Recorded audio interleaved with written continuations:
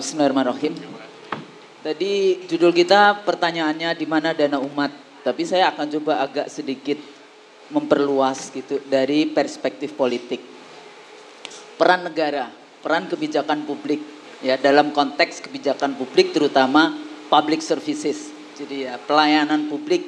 Terus tadi juga sudah dikatakan ujungnya adalah transparansi dan accountability dari walaupun selalu Anggito tadi bicara tentang Pak Anggito ya karena dia pejabat.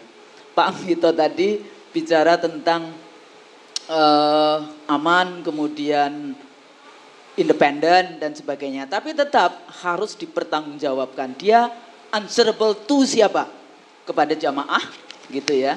Yang sudah berapa juta sekarang yang sudah mendaftar? 4 jutaan? 5 juta? 4 juta kan? Kalau pakai laporannya BPKH 4 jutaan, belakangnya nggak ada, dia cuma tulis 4 juta begitu. Nah, persoalannya kalau saya kritik juga, komisionernya nggak ada perempuannya ya? Semua laki, memangnya jemaah haji cuma laki semua? Penyelenggara, pengelola, yang saya tanya komisionernya, nggak ada kan?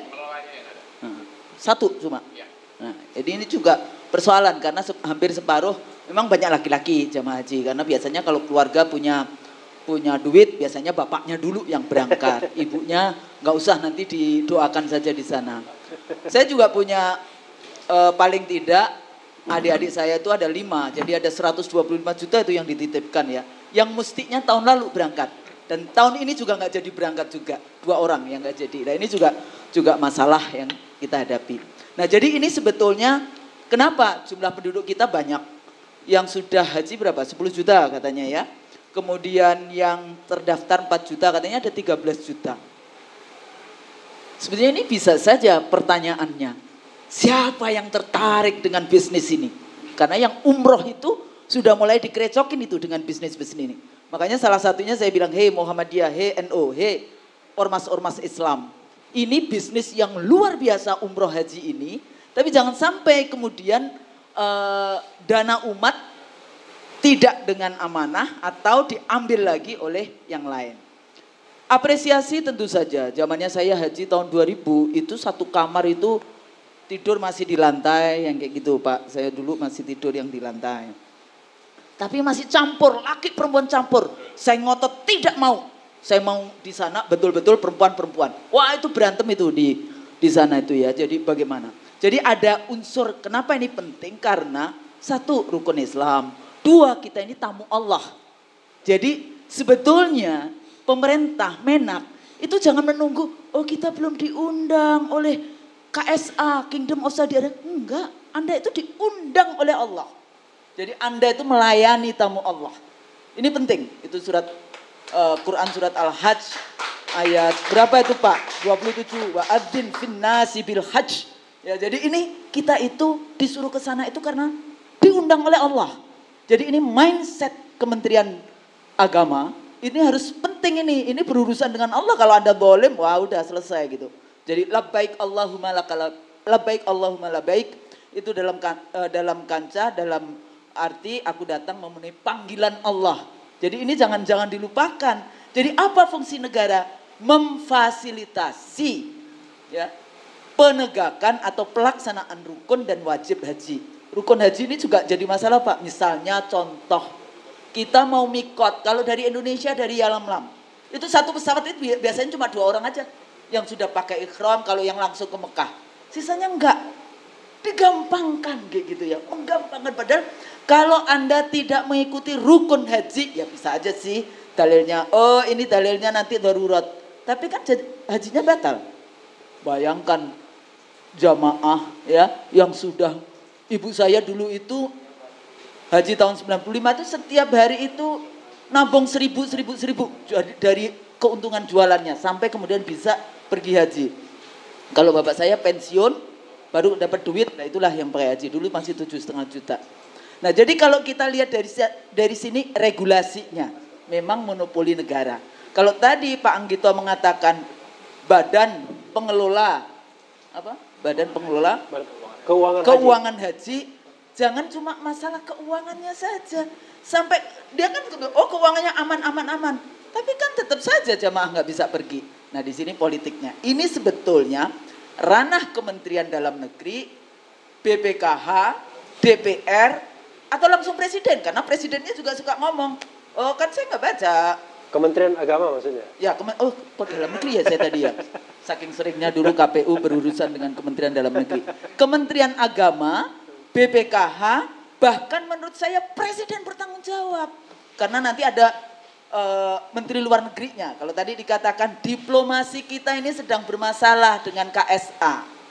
Kenapa? HRS itu, isu HRS misalnya. HRS itu di sana dijaga dengan baik, dilarang pulang malah dipenjarakan. Bagaimana kemudian? Kalau tadi Bung Rizal Ramli mengatakan, ya lobby lah. Malu kali kalau harus lobby. Ya, gimana nih lobby nih? Nanti ditanya lagi, gimana itu kok HRS dipenjarakan? Kayak gitu gimana? Itu satu. Yang kedua, kita bicara tentang, bahkan kita duta besarnya belum jalan ya? Belum pergi ya? Kenapa itu? Nah ini juga yang kedua. Apalagi kemudian diskursus yang kuat anti Arab di Indonesia. Kemudian Islam Nusantara dan sebagainya. Saya pikir ini mempengaruhi diplomasi hubungan Indonesia dengan KSA. Ya. Kemudian kalau tadi dikatakan uangnya di mana? Ternyata kalau dari laporannya BPKH itu ada katanya kita para jamaah itu menandatangani akad wakalah Pak Kiai. Jadi uangnya bisa digunakan oleh pengelola, dimanfaatkan oleh BPKH seenaknya gitu ya. Jadi mestinya akadnya jangan wakalah, mungkin akad yang terbatas. Apa itu namanya? Muqayyadah atau apa? Saya nggak tahu itu. Bagaimana menjelaskannya. Kemudian tadi argumentasi subsidi. Menurut saya agak tidak penting subsidi untuk haji ini. Tapi persoalannya, ini kan klaim negara. Klaim BPKH selalu mengatakan subsidi. Sebetulnya bukan, jadi ada 25 juta yang dibayarkan, kemudian 10 juta untuk pelunasan, kemudian selama 10 tahun menunggu itu ditambahin 10 juta. Jadi katanya biayanya 70 juta. Sebenarnya biaya 70 juta itu hitungannya siapa? Nah ini juga transparansi dan accountability-nya itu harus jelas. Bagi saya jamaah haji tidak penting untuk disubsidi. Nggak penting. Karena apa? Klaimnya negara yang kadang-kadang kita, oh jadi gue hajinya nanti di akhirat nanti hisabnya kita gimana? Wah, begitu kan? Ini menurut saya nggak perlu. Jadi persoalannya adalah policy-nya yang salah. Kebijakannya yang salah. Untuk apa memberikan subsidi? Oh tapi kan ada orang miskin. Nggak masalah kalau Allah sudah memanggil. Itu orang miskin bisa kok. Dari 10.000, 1.000, ibu saya dulu itu 1.000 setiap hari. Ya, tapi dulu masih 7,5 juta. Nah, apakah boleh diinvestasi? Menurut saya ini pertanyaan ini, Bung Rizal. Kalau dibelikan emas gimana? Ada kok investasi emas. Dia ada?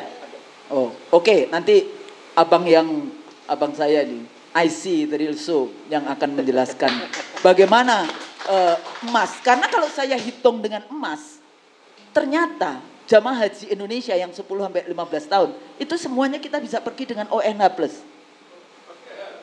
Jadi yang kita bayarkan itu, saya hitung harga emas yang saya taruh misalnya 10 tahun, 15 tahun yang lalu, dan misalnya saya pergi sekarang, itu saya sudah bisa pergi dengan ONH+. Kalau menggunakan harga emas. Jadi di sini letaknya, menurut saya sangat penting kebijakan-kebijakan itu supaya tidak ngawur. Karena Anda berhubungan dengan langsung tamu Allah. Itu yang pertama. Yang kedua, nah secara politik, ada nggak ini hingar-bingar sebetulnya delegitimasi Kemenak misalnya. Atau delegitimasi BPKH misalnya. Di dalam konteks kontestasi konflik politik yang ada. Ya kan? Karena apa? Beberapa waktu yang lalu heboh nih umroh. Umroh sekarang pakai online. Tapi bukan muslim tuh. Bukan bisnisnya muslim. Padahal kalau umrah lagi-lagi nanti berurusan dengan ada rukun, ada wajib. Ya rukun itu kalau haji yang tadi saya kalau Anda rukunnya nggak mengikuti rukun itu, maka haji Anda itu batal, bukan cuma tidak sah. Kalau wajibnya dilanggar, Anda hanya bayar dam. Nah ini jadi persoalan-persoalan syariat gitu ya. Dan di sini letaknya MUI sangat penting, Muhammadiyah, NU dan lembaga-lembaga Islam yang ada. Karena apa? Masuk ke bisnis haji dan umroh itu luar biasa. Umroh setiap tahun berapa tuh jumlah ini. Nah, siapa yang akan mengambil monopoli seperti chain dari bisnis retail yang ada toko-toko gerai di Indonesia yang seperti itu. Ini mereka juga sudah mau masuk. Bahkan yang berapa tahun yang lalu terakhir umroh itu mau diambil. Anda bisa bayangkan, katanya yang punya penduduk mampu itu 27 juta penduduk. 27 jutaan gitu ya. Itu kan target bisnis. Ya, baik haji maupun umroh gitu. Siapa pebisnis ini? Jangan sampai kekuatan bisnis umat. Kalau dulu zamannya awal itu ada pebisnis kauman itu dihabisi sekarang dengan 9 naga kalau yang hari ini ya. Jadi ini juga penting. Saya sebetulnya menginginkan teman-teman atau Pak Kiai yang dari MUI, Muhammadiyah serius di dalam konteks bagaimana mengurus bisnis haji dan umroh ini. Sangat penting. Jadi tidak hanya haji tapi juga umroh. Nah, kemudian nanti supaya apa? Supaya rukun dan kewajiban di dalam pelaksanaan ini penting. Terakhir, di mana posisi DPR dan Presiden? Presiden, jangan ngomong kemudian presidennya bicara, itu kan udah menak. Nah ini pertanyaan saya, siapa yang tahu kenapa Menteri Bapak yang terakhir itu berhenti? Mestinya ditanya nih, Bung Refli, karena saya tahu. Kenapa Menteri terakhir ini berhenti? Nah, kalau ada hubungannya dengan urusan haji, ada hubungannya dengan urusan lobby KSA, ada hubungannya itu. Ada katanya. kalau begitu saya tanya sekarang. Jangan. Ini Jangan. kan ada yang dari, ini pertanyaan untuk publik. Oke. Ada nggak Pak Jenderal itu akhirnya meminta mundur setelah pergi ke KSA, terus kemudian ketemu dengan Presiden, dan akhirnya apakah dia dimundurkan ataukah mundur? Ya. Jadi ini juga sangat penting menurut saya. Kemudian karena apa? Karena nanti berhubungan dengan isu itu, kayak gitu kan. Ya, jadi rezim ini memang harus secara ini kalau kita tidak mau mendapatkan terus-menerus cobaan ujian dari Allah. Terakhir, negara kalau di KSA, Kingdom of Saudi Arabia, dia itu menyebut dirinya pelayan Haramain, pelayan Mekah dan Madinah. Nah, di sini kita bagaimana? Kalau tadi dikatakan lobby diplomasi, iya, itu wajib. Jadi pernyataan Menak itu bukan, kita tidak butuh tambahan kuota yang biasanya sudah diberikan, 200 ribuan itu. Katanya mau tambah. Berapa tahun yang lalu yang haji dikasih tambahan 10 ribu aja nggak bisa memberangkatkan. Kenapa? Nah itu kan pertanyaan kita, punya duit, nggak punya duit, kalau pakai APBN, ternyata APBN-nya bocor di mana-mana, urusan korupsi di mana-mana. Nah bagaimana dengan yang ini? Ini juga persoalan ke situ. Jadi intinya DPR jangan diam saja, lakukan lobby karena suratnya Dubes ini kan kepada ketua DPR. Ya kan, surat yang beredar di WA Group itu kepada ketua DPR.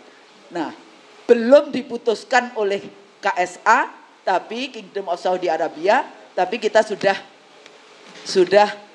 memutuskan untuk tidak memberangkatkan.